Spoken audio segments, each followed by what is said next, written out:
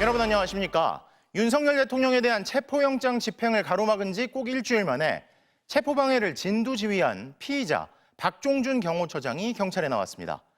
합법적 영장 집행을 막고 시간을 끌다가 또 사표를 낸 채 조사를 받고 내적 동기까지는 아직 알 수 없지만 그동안 경호처장의 행보를 종합해보면 이로 인해 시간을 벌면서 결국 가장 이득을 본 장본인은 부하를 방패막이 삼아 체포를 피하고 있는 피의자 윤 대통령인 것으로 보입니다. 먼저 이승재 기자가 보도합니다. 세 번째 소환 통보만에 경찰에 나온 박종준 경호처장은 미리 준비한 발언을 쏟아내며 윤석열 대통령을 적극 엄호했습니다. 현직 대통령 신분에 걸맞는 수사 절차가 진행되어야 한다고 생각합니다. 현재와 같은 체포영장 집행 방식의 절차는 아니라고 생각합니다. 법원이 두 차례나 발부한 체포영장이 법리적 논쟁이 있다고 윤 대통령 측을 편들면서도 수사를 거부하고 있는 피의자 윤 대통령에 대해선 언급하지 않았습니다. 체포영장 적법하게 발부됐는데 왜 막고 계시는 건지. 그거는 여러 가지로 법리적으로 이론이 있기 때문에. 또 관저에 인간벽을 세우고 철조망까지 두른 경호처의 체포방해는 유혈 사태를 방지하기 위한 노력이었다고 포장했습니다. 오히려 정부기관끼리의 충돌을 막기 위해 중재를 건의했다고도 주장했습니다. 대통령 변호인단에게도 제3의 대안을 요청한 바가 있습니다. 체포만큼은 피하기 위해 제3의 장소에서 조사받는 방안을 공수처와 협의하는 방안, 공수처를 건너뛰고 특검 수사를 선제적으로 요청하는 방법 등이 의논된 걸로 보입니다. 윤 대통령이 지금 어디 있느냐는 질문엔 답을 하지 않았습니다. 그간 경찰 조사를 거부한 데 대해선 처음부터 소환에 응하려고 했다며 변호사 준비가 늦었다고 주장했습니다. 박종준 경호처장은 경찰에 나오면서 비서관을 통해 최상목 대통령 권한대행에게 사직서를 제출했습니다. 이유는 밝히지 않았습니다. 최상목 권한대행은 사표 소식이 전해진 지 20분 만에 사직서가 수리됐다고 발표했습니다. MBC 뉴스 이승지입니다. 자, 이렇게 경호처장이 사표를 낸 뒤 출석하긴 했지만 경찰은 달라질 건 없다는 분위기입니다. 경찰은 오늘 오후 합법적인 체포영장 집행을 위해 현장 지휘관들을 소집한 뒤 경호처의 저지를 뚫고 관저에 진입하는 방안을 논의한 것으로 파악됐습니다. 또 관저에 배치된 경찰 부대에는 경호처의 부당한 지시에 따르지 말라는 지침도 내려보냈습니다. 재은효 기자입니다. 서울과 인천, 경기도 등 수도권 광역수사단 경찰 책임자들이 오늘 오후 경찰청 국가수사본부에 모였습니다. 형사기동대장과 안보수사대장, 마약범죄수사대장 등 지휘관들이 소집됐는데 비상계엄 특별수사단은 앞서 이들 경찰에 1000여 명에 달하는 수사관 지원을 공식 요청했습니다.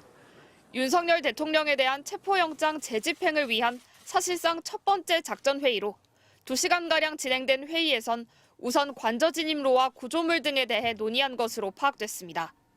차벽을 세우고 철조망을 두른 경호처의 이른바 저지선을 뚫을 대책도 조율된 것으로 전해졌습니다. 다만 체포 시기와 진입 방식까지는 최종 확정하지 않은 것으로 전해졌습니다. 경찰 안팎에선 일단 박종준 전 경호처장의 경찰 조사를 마무리한 뒤 윤 대통령 체포에 나설 거라는 전망이 나오고 있습니다. 빠르면 일요일, 늦으면 월요일 정도. 그렇게 보세요? 체포영장이 발부된 시점, 그 경호처장과 그 경호차장의 체포영장이 발부가 되면 바로 실행을 하지 않을까 생각을 합니다. 경호처를 압도하는 인력을 투입하기로 한 만큼 1000여 명의 경찰이 즉시 이동할 수 있도록 비상 대기 중인 것으로 전해졌는데 관저 진입 시 수갑과 3단봉, 테이저건 등 진압 장비도 갖추기로 한 걸로 파악됐습니다.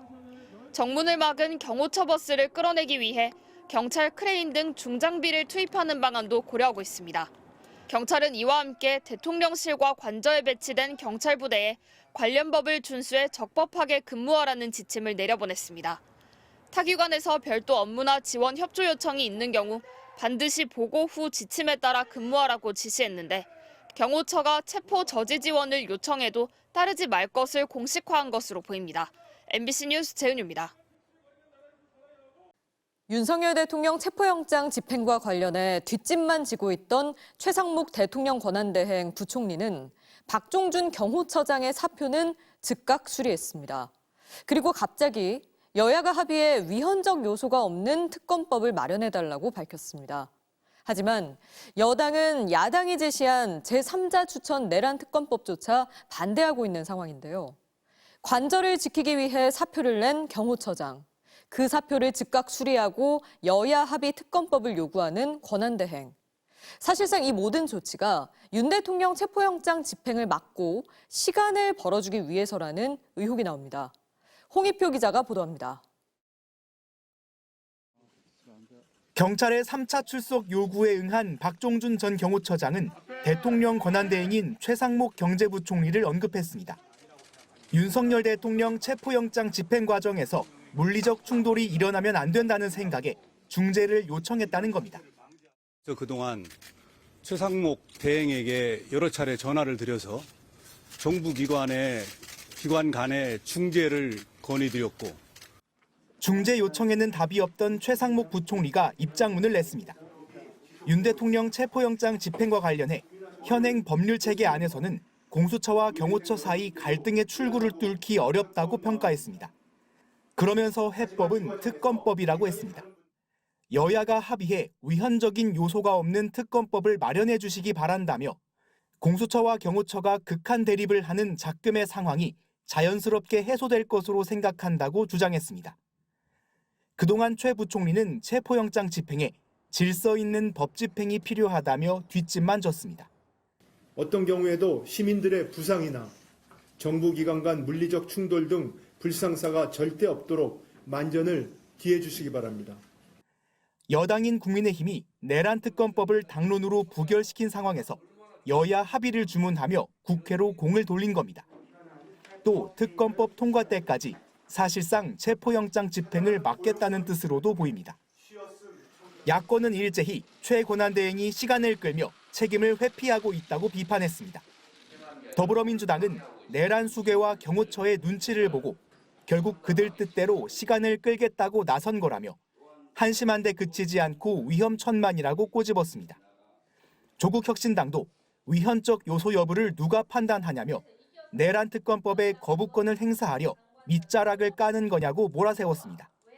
MBC 뉴스 홍익표입니다. 군사 독재 정권 폭력의 상징이었던 백골단 이름을 차용한 집단이 국회 기자회견장에 등장한 걸 두고 정치권에서는 파장이 이어졌습니다.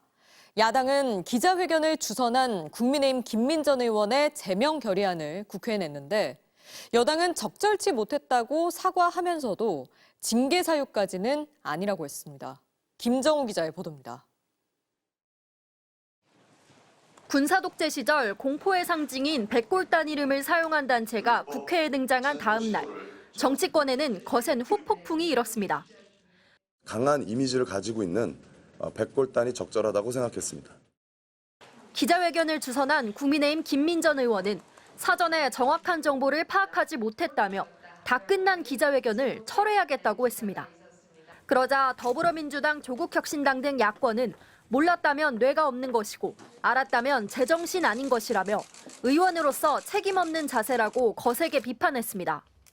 야권 6개 당은 독재 망령이 되살아나지 않도록 해야 한다며 의원직 제명안을 제출했습니다.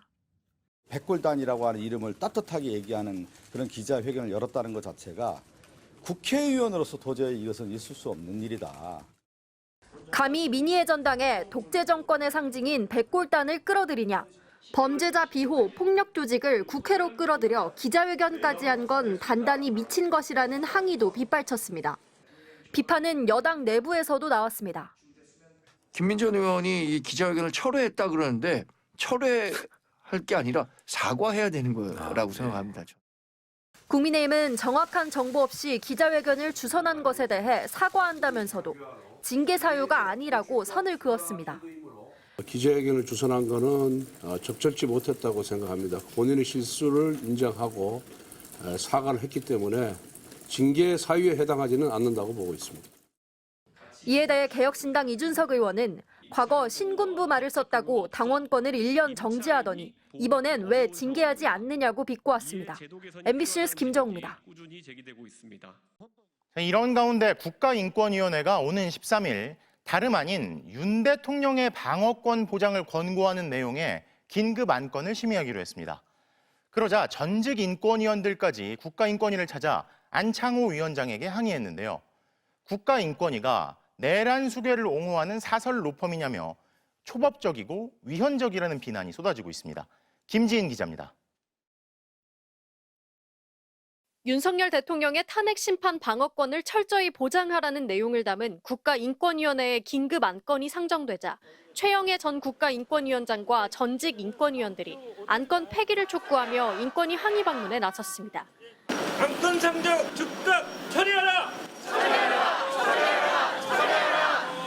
안건 공동 발의자로 이름을 올린 김용원, 한석훈, 김종민, 이한별, 강정혜 위원을 신을사오적으로 규정하며 내란 동조 세력은 인권위를 떠나라고 규탄했습니다.